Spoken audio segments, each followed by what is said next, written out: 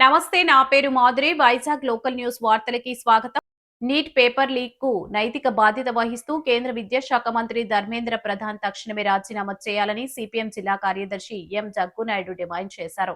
ఈ మేరకు సిపిఎం జిల్లా కమిటీ ఆధ్వర్యంలో సోమవారం కలెక్టర్ కార్యాలయం ఎదుట ధర్నా చేపట్టారు. ఈ సందర్భంగా ఆయన మాట్లాడుతూ నీట్ పరీక్షలో జరిగిన అవకతవకల్లో లక్షలాది మంది విద్యార్థులు, తల్లిదండ్రులు తీవ్ర ఆందోళనకు గురయ్యారని అన్నారు.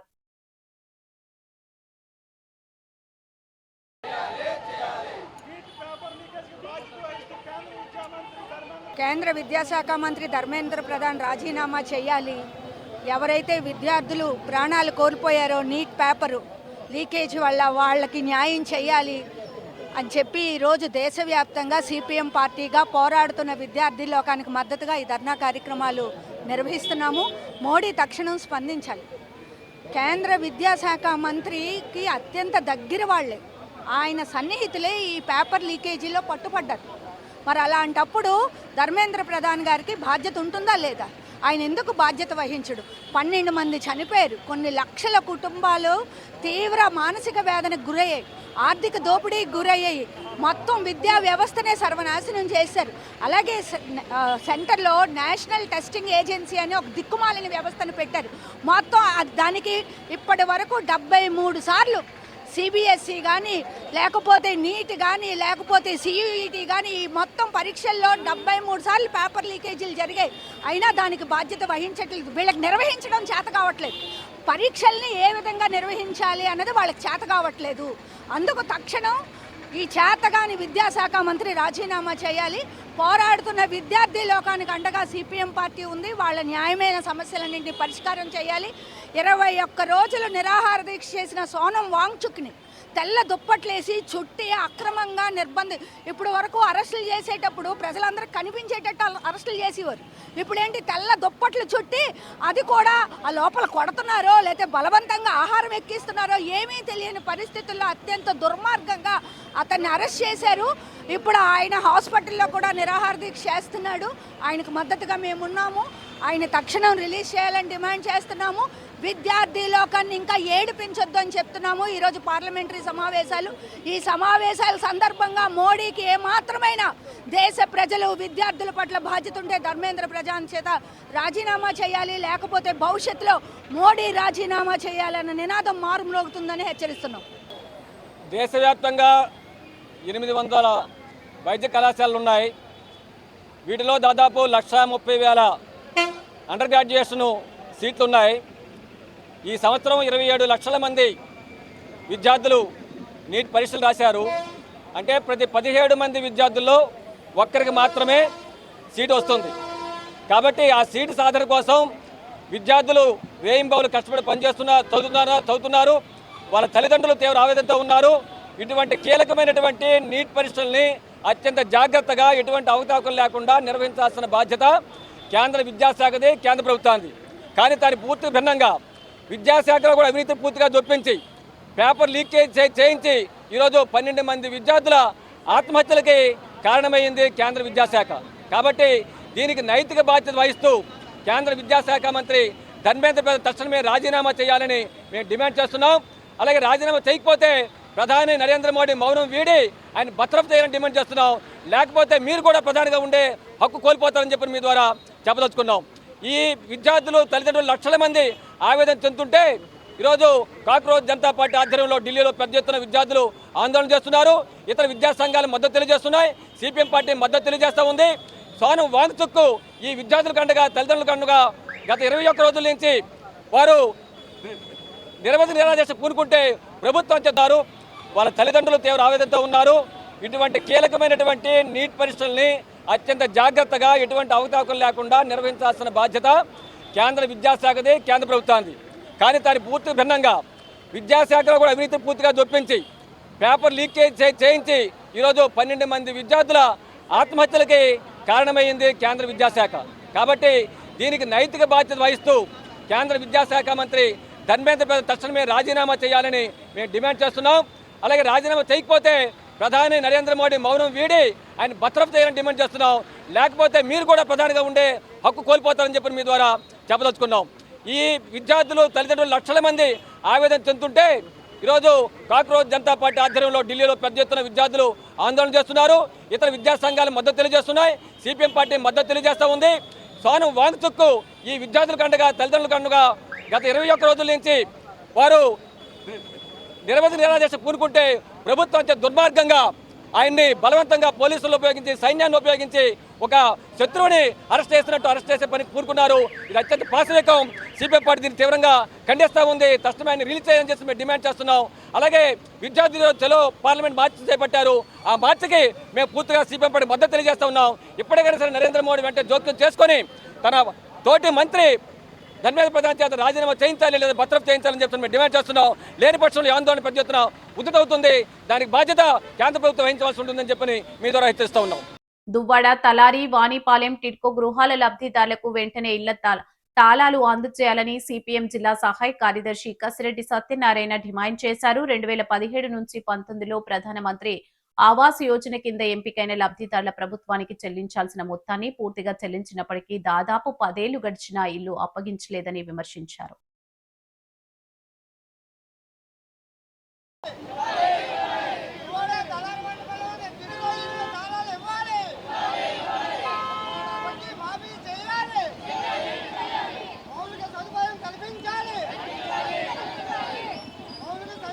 దువ్వాడ తలార్వానిపాలెం నుంచి వచ్చాము. నా పేరు వాణి. మేము టిడ్కో హౌసుల గురించి మాకు ఇంకా తాళాలు ఇవ్వలేదు. చాలా మందికి మార్చి 30వ తారీఖున తాళాలు కొంతమందికి ఇచ్చారు. వారం వారం ఇస్తామన్నారు. కానీ ఇప్పటి వరకు మా కేసు చూడలేదు. మాకు ఇల్లులు అన్నీ తయారైపోయి మా ఇల్లులు మాకు ఇచ్చి దయచేసి వెంటనే తాళాలు అప్పచెప్పవలసిందిగా కోరుతున్నాము. అలాగే వడ్డీలు కూడా భారం భరించలేకపోతున్నాం మేము. కనుక వడ్డీలు కూడా మాకు వెంటనే కొంచెం సర్దుబాటు చేసి మాకు ఆ వడ్డీలు లేకుండా చేసి బ్యాంకు వాళ్ళ నుంచి మమ్మల్ని విడుదల చేయవలసిందిగా కోరుతున్నాం. ప్రభుత్వం వారిని, కూటమి ప్రభుత్వం వారు వెంటనే చర్య తీసుకోవాలని, మౌలిక సదుపాయాలు మాకు చేసి తాగునీరు కూడా అక్కడ సదుపాయం కల్పించి మా ఇల్లు మాకు ఇస్తారని కోరుకుంటున్నాం. ఆఫీసుకి రావడానికి కారణం ప్రధానంగా ప్రభుత్వ విధానాలే. ప్రభుత్వ విధానాలు పుష్కరాలు పూర్తయింది. వీళ్ళు డబ్బులు మొత్తం చెల్లించారు. 1 రూపాయి బాకీ లేరు ప్రభుత్వానికి. బ్యాంకు వడ్డీలు తీసుకొని మరి టిడ్కో ఇళ్ళన్నీ కూడా నిర్మాణం చేస్తామని పుష్కరాలు కంప్లీట్ అయ్యింది. వీళ్ళు 1 రూపాయి డబ్బులు బాకీ లేరు. అన్ని బ్యాంకులు కూడా లోన్లు తీసుకున్నారు. లోన్ల మీద వడ్డీలు పెంచుతూ ఉన్నారు. చక్కెర వడ్డీలు వేస్తూ ఉన్నారు. 2200 రూపాయలు కట్టవలసినటువంటి ఈఎంఐ ఈ రోజున వడ్డీ మీద వడ్డీ వేసి 4800 రూపాయలు కట్టవలసిన పరిస్థితి తీసుకొచ్చారు. ఇది ప్రభుత్వ విధానాలే. ఇంకా రెండోది ఏం కాదు. ఇప్పటికైనా ఇల్లు ఇస్తున్నారంటే అయిపోయిన ఇల్లు కూడా ఇవ్వడానికి ఎమ్మెల్యే గారి మీద ఒకరు పెడతారు, ప్రజాప్రతినిధి మీద ఒకరు పెడతారు, అధికారుల మీద ఇంకోరు పెడతారు, ఇంకోరి మీద ఇంకొకరు. టిడ్కోకి చెప్తే జిఎంసీ అంటారు, జిఎంసీ చెప్తే ఎమ్మెల్యే గారు అంటారు.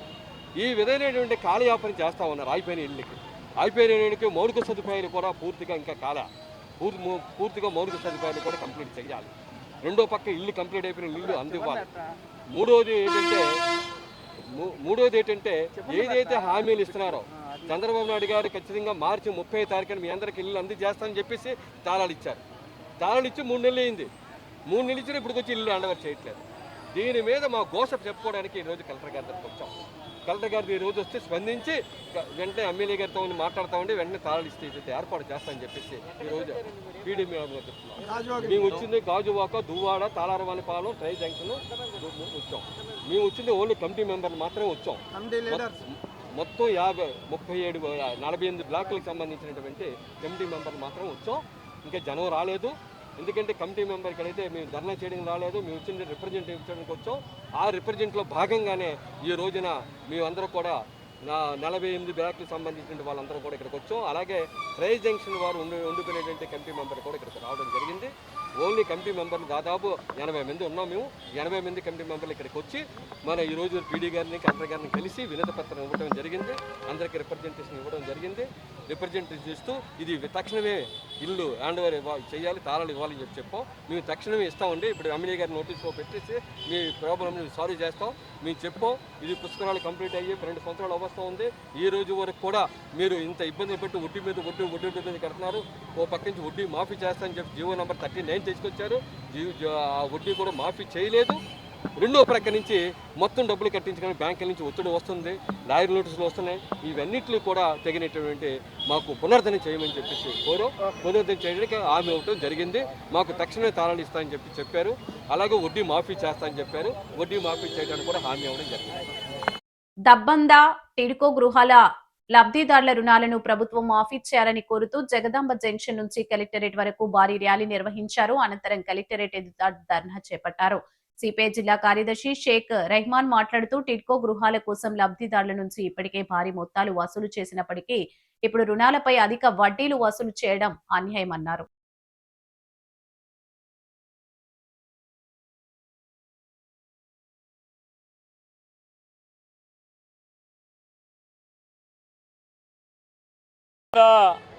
టిడ్కో ఇల్లులు అనేది 1920 ఇల్లులు ఉన్నాయి.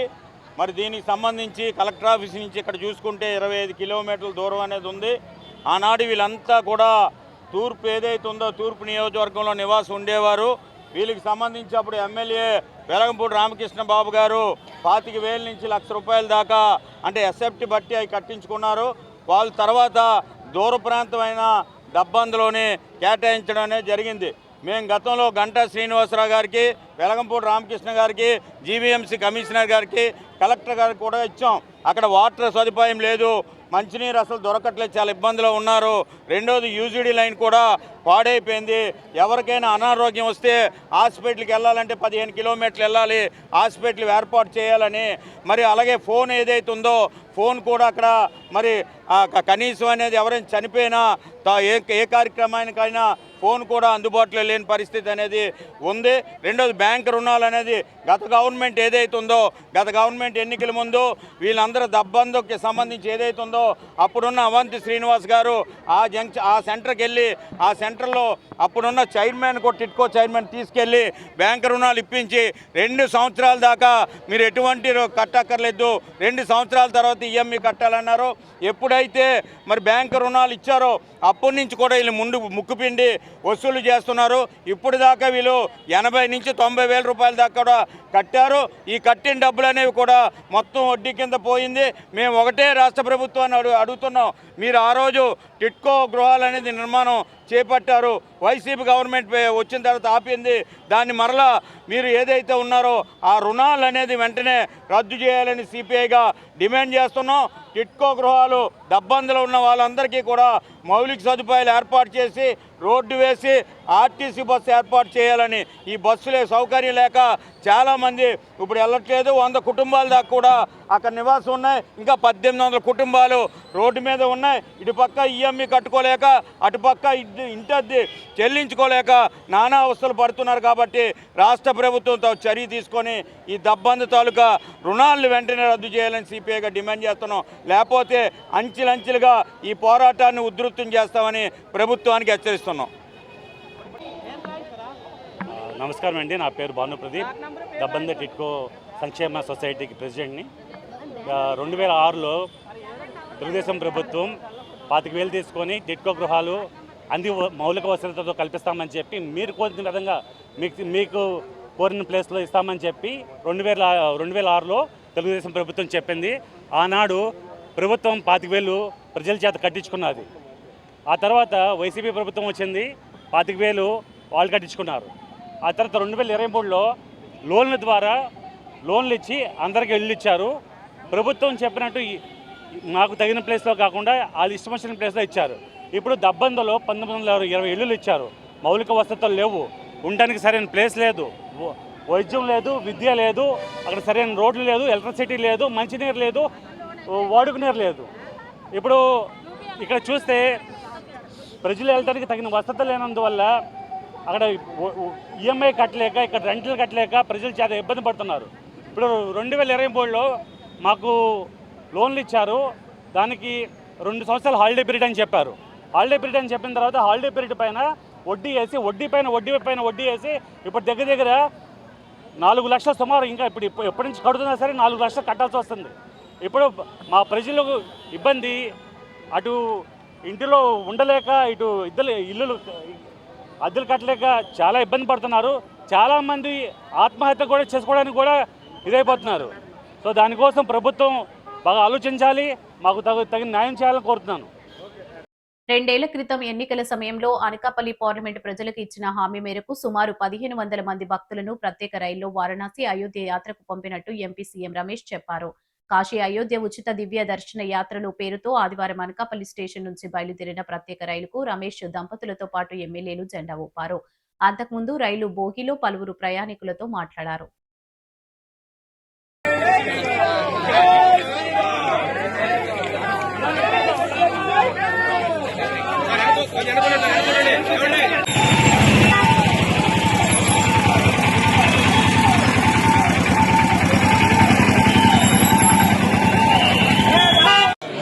ఏదైతే ఎన్నికల సమయంలో అనకాపల్లి పార్లమెంట్ నియోజకవర్గ ప్రజలకి అయోధ్య దర్శనం కల్పిస్తామని చెప్పి ఇచ్చిన మాట మేరకు ఇన్ని రోజులు అయోధ్య టెంపుల్ కన్స్ట్రక్షన్ లో అక్కడ పని జరుగుతూ ఉండింది. ఇప్పుడు మంచి సీజను, దాదాపు ఒక 3 నెలల నుంచి కూడా అనకాపల్లి నుంచి ఒక టీం వెళ్లి అక్కడ ఏ విధంగా వసతులు చూసుకోవాలి, ఎవరికి ఎలాంటి ఇబ్బందులు లేకుండా ఈ రోజు భారతదేశంలో ఎక్కడా లేని విధంగా అనకాపల్లి పార్లమెంట్ నియోజకవర్గ ప్రజలకి దాదాపు ఈ ట్రైన్లో అయితే స్పెషల్ ట్రైన్ ఇది ఓన్లీ ఇక్కడి నుంచి అనకాపల్లి నుంచి బయలుదేరడానికి ఈరోజు 4 నియోజకవర్గాల నుంచి బయలుదేరుతున్నారు. దాదాపు 1500 మంది ఇక్కడి నుంచి బయలుదేరుతున్నారు. అక్కడ ఆల్రెడీ ఒక 60-70 మంది వెళ్ళి ముందే టీం వర్క్ అంతా చేసుకుని ఇక్కడ వాళ్ళు రిసీవ్ చేసుకునేదానికి నేను ఈరోజు ఇక్కడ ట్రైన్లో ఎక్కి రేపు మళ్లీ అనకాపల్లి నుంచి వారణాసి చేరిన తర్వాత మొదట వారణాసికి వెళ్తుంది. రేపు సాయంత్రం దాదాపు 3 గంటలకి వీళ్ళు వారణాసి చేస్తారు. దిగిన తర్వాత అక్కడ వాళ్ళంతా రెడీ అయిపోయి రేపు రాత్రికే అక్కడ కాశీ విశ్వనాథ స్వామి దర్శనం చేసుకుని అక్కడి నుంచి మళ్లీ అయోధ్యకి వెళ్లి అయోధ్య దర్శనం చేసుకుని దాదాపు 5 రోజుల ప్రోగ్రాం. ఎక్కడ కూడా ఇంతవరకు కాశీ విశ్వనాథ్ టెంపుల్, అయోధ్య టెంపుల్ ఇట్లా పార్లమెంట్ నియోజకవర్గ ప్రజలకి చూపించడం ఇదే భారతదేశంలో మొదటిసారి.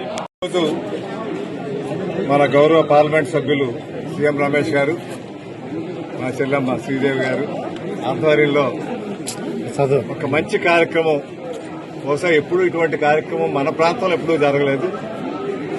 ఇటువంటి కార్యక్రమం వారణాసి ఆ కాశీ విశ్వేశ్వరుడిని అదేవిధంగా అయోధ్య శ్రీరామచంద్రుల వారిని దర్శించుకునే అవకాశాన్ని కల్పించడం చూస్తుంటే ఎప్పుడో 40-50 సంవత్సరాల దిగువన అనకాపల్లి నుంచి కిసాన్ రైలు యాత్ర నుంచి మొదలుపెట్టాం. అక్కడ అప్పుడు స్వర్గీయ ఎంపీ గారు, రాజ్యసభ ఎంపీ గారు వివి రమణ గారు ఒకటే వేశారు. అదేవిధంగా మా తండ్రి గారు సుబ్రహ్మణ్యం గారు వేరే 2 ట్రైన్లు అట్టగా వెళ్లి పోటాపోటీగా తీసుకువెళ్లారు. రైతులు తీసుకుని వెళ్లి అక్కడ క్షేత్రాలన్నీ కూడా చూపించి దర్శించు. అదేవిధంగా ఈ రోజు చూస్తూ ఉంటే చాలా గొప్ప విషయం. ఇది సామాన్యమైన విషయం కాదు, చాలా ఖర్చుతో కూడుకున్నటువంటి విషయం. ఆయన చెప్పలేకపోతున్నా కానీ కోట్ల మీద ఖర్చు అయ్యేటువంటి ఈ కార్యక్రమాన్ని ఇంత విజయవంతంగా ఎంతమందికి అవకాశం కల్పించి సుమారు ఈ రోజు అయితే 1400 మంది వరకు సుమారుగా వెళ్తున్నారు. ఈ కార్యక్రమం ఇక్కడ బాగా చేయడమే కాకుండా రైల్వే స్టాండింగ్ కమిటీ చైర్మన్ గా మన అనకాపల్లి జిల్లా హెడ్ క్వార్టర్స్ ఇచ్చి 3 ప్రత్యేకమైన స్పెషల్ ట్రైన్స్ అనకాపల్లి నుంచి మొదలుపెట్టే విధంగా మొదలుపెట్టినందుకు వారికి మరొకసారి నా హృదయపూర్వక ప్రత్యేక అభినందనలు. అదే కాకుండా ఇంకా కొన్ని స్టేషన్ హాల్స్ కూడా ప్రయత్నం చేస్తున్నారు. జిల్లా కేంద్రం అయింది కాబట్టి వందే ఏదో మనం చిన్న నుంచి అయోధ్య రాముడు కళలో ఇందాక పెద్దలు రామకృష్ణ చెప్పినట్టు ఆ కళలో రాముడు రూపంలో ముందు ఎవరైతే దేశాన్ని ప్రపంచాన్ని చాటిచెప్తున్న మన ప్రధానమంత్రి నరేంద్ర మోడీ గారి మనసులోకి వచ్చి ఆ బాలరాముడిని చూసే అదృష్టాన్ని ఇవాళ మనకి ఆ రాముడి రూపంలో వచ్చినటువంటి మరొక సీఎం రమేష్ అంటే రామంతా కలిసి వచ్చింది. మా చెల్లెమ్మ శ్రీదేవి గారికి ఇద్దరు కూడా ఎందుకంటే ఎన్నికల్లో ఇచ్చిన మాట ప్రజలకు ఇచ్చిన ఏదైతే మన మేనిఫెస్టో ఆయన ఇచ్చిన మేనిఫెస్టోను అమలు చేసే విధంగా ఇవాళ 1500 మందికి స్పెషల్ ట్రైన్ వేసి అయోధ్యకు వెళ్లాలంటే 1 వెళ్తాం. కానీ ప్రతి నియోజకవర్గం నుంచి కూడా ఇవాళ ప్రాతినిధ్యం వహించే విధంగా ఆ రకమైన మంచి సౌకర్యాన్ని అయోధ్య రాముడు ఇంకా నేను కూడా చూడలేదు.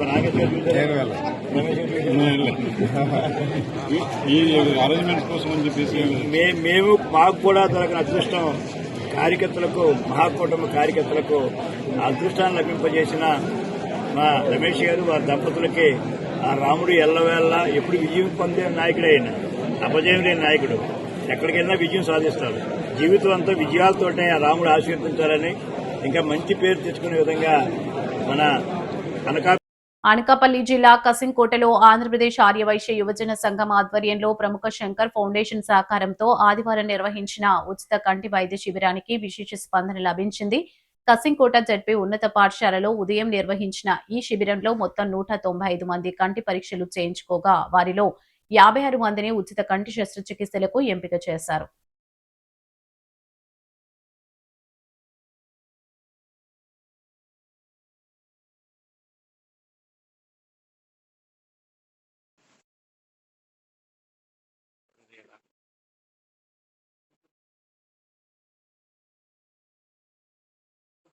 ఆర్యవైశ్య యువజన సేవా సంఘం స్టేట్ వైస్ ప్రెసిడెంట్గా చేస్తున్నాను. నాకు ఆర్యవైశ్య యువజన సంఘం స్టేట్ కోఆర్డినేటర్గా 6 జిల్లాలు ఇవ్వడం జరిగింది. అనకాపల్లి, వైజాగ్, విజయనగరం, శ్రీకాకుళం, పాడేరు, బాగోగులు. అలాగే అనకాపల్లి జిల్లా తరఫున ఆర్యవైశ్య యువజన సంఘం ప్రెసిడెంట్గా శ్రీనాథ్ స్వరూప్ గారు అని చెప్పేసి ఈయన పెట్టడం జరిగింది. ఈయన పెట్టినాక మొట్టమొదటి కార్యక్రమం కసింకోటలో శంకర్ ఫౌండేషన్ ఐ క్యాంప్ ఈరోజు పెట్టడం జరిగింది. ఈ ఐ క్యాంప్కి ఎవరైతే పేషెంట్స్ వస్తారో వీళ్ళు ఆపరేషన్ అవసరం పడిన వాళ్ళకి ఈరోజే బస్సులో తీసుకుని వెళ్ళి రేపు చెకప్ చేసి ఎల్లుండి ఆపరేషన్ చేసి ఆ మరుసటి రోజు ఇక్కడికి దింపినంత వరకు శంకర్ ఫౌండేషన్ వాళ్ళే బాధ్యత వహిస్తున్నారు.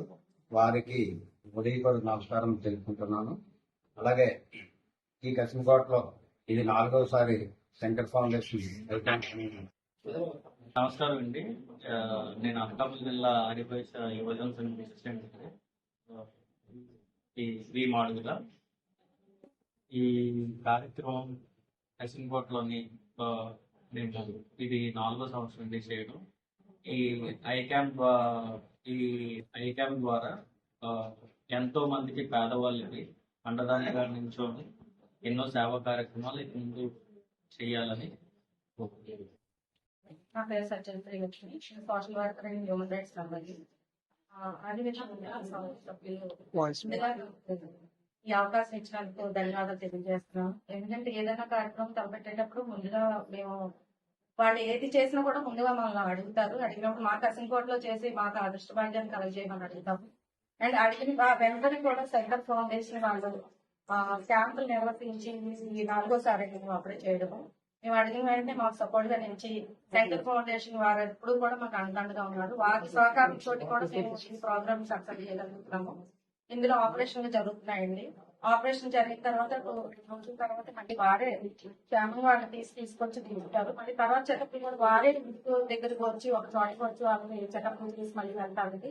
అందుకని నాకు ఈ అవకాశం కల్పించి మా కసింకోట సభ్యులకి ఇలాంటి కార్యక్రమం నిర్వహించుకోవాలని నన్ను ఒక భాగస్వామిగా చేసినందుకు ఆర్యవైశ్య యువజన సంఘం గౌరవనీయులైన పెద్దలకు అండ్ శంకర్ ఫౌండేషన్ వారికి కూడా నేను ధన్యవాదాలు తెలియ. ఒకప్పుడు మా పిల్లలు చదువుకోలేరు, పాఠశాలకు పంపం సార్ అని వెనకంజ వేసిన తల్లిదండ్రులు పిల్లలే నేడు ప్రతిష్టాత్మకమైన IIIT నూజివీడులో సీట్లు సాధించి ఆదర్శంగా నిలిచారు. PMC జడ్పీ పాఠశాలలో చదివిన 4 దివ్యాంగ విద్యార్థులు ఈ ఘనత సాధించడం సహిత విద్య విజయానికి నిదర్శనంగా నిలిచింది.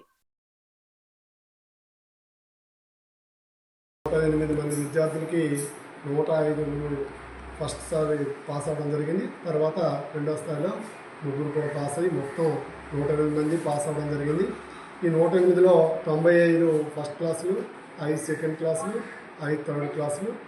ఇంకా ఈ సంవత్సరం వచ్చినటువంటి మార్కుల్లో మా పాఠశాలకి హయ్యెస్ట్ 587 ఇద్దరికి, 580, 570 దాటి చాలామంది విద్యార్థులు రావడం జరిగింది. ఈ సంవత్సరం ప్రత్యేకత ఏంటంటే RGUKT వారు రిలీజ్ చేసినటువంటి IIIT సెలెక్టెడ్ స్టూడెంట్స్ లిస్టులో మా పాఠశాల నుండి ఈ సంవత్సరం 9 మంది విద్యార్థులు ఎంపిక కావడం జరిగింది. ఇందులో ఓపెన్ కాంపిటీషన్లో 5 విద్యార్థులు సెలెక్ట్ అయ్యారు. అలాగే CWSM కేటగిరీ కింద 4 విద్యార్థులు సెలెక్ట్ అవ్వడం జరిగింది. ఓపెన్ కేటగిరీలో M Harsha, A Priyanka, N Snehitha, N Nikhitha, K Vijayalakshmi select అవగా సిడబ్ల్యూఎస్ఎం కింద మామిడి సింహాద్రి, ఎందవి ఇందు, గొల్లపల్లి డాన్సాయ్, వారాది ఋషికుమార్ సెలెక్ట్ అవ్వడం జరిగింది. అంతేకాకుండా మన రాష్ట్ర ప్రభుత్వం వారు ప్రభుత్వ విద్యార్థుల్ని, ప్రభుత్వ సంస్థలో చదువుతున్నటువంటి విద్యార్థులు ప్రోత్సహిస్తూ షైనింగ్ స్టార్స్ అనే అవార్డుకి కూడా మా పాఠశాల నుంచి 2 విద్యార్థులు ఎంపిక కావడం జరిగింది. అందులో అంబటి ప్రియాంక, మురుముల హర్ష అనే విద్యార్థులు షైనింగ్ స్టార్స్ కూడా ఎంపికై ఈరోజు వాళ్ళు మన ఇన్ఛార్జ్ మినిస్టర్ గారు, కలెక్టర్ గారి చేతుల మీదుగా అవార్డు కూడా తీసుకోవడము జరిగింది. ఇది ఎంతో మా పాఠశాలకి ఆనందదాయకము, గర్వించదగ్గ విషయము. మరి ఇదే విధంగా వచ్చే సంవత్సరం కూడా మన ఎడ్యుకేషన్ మినిస్టర్ గారు అయినటువంటి నారా లోకేష్ గారి ఆధ్వర్యంలో ఇంకా కష్టపడి పనిచేసి పాఠశాలకి మంచి రిజల్ట్ తీసుకురావడానికి ఉపాధ్యాయులము అందరము కలిపి కృషి చేస్తామని ఇందుమూలంగా తెలియజేస్తున్నాం. ఈ వార్తలు ఇంతటితో సమాప్తం. తిరిగి మరో తాజా బులెటిన్లో కలుసుకుందాం. అంతవరకు సెలవు. నమస్కారం.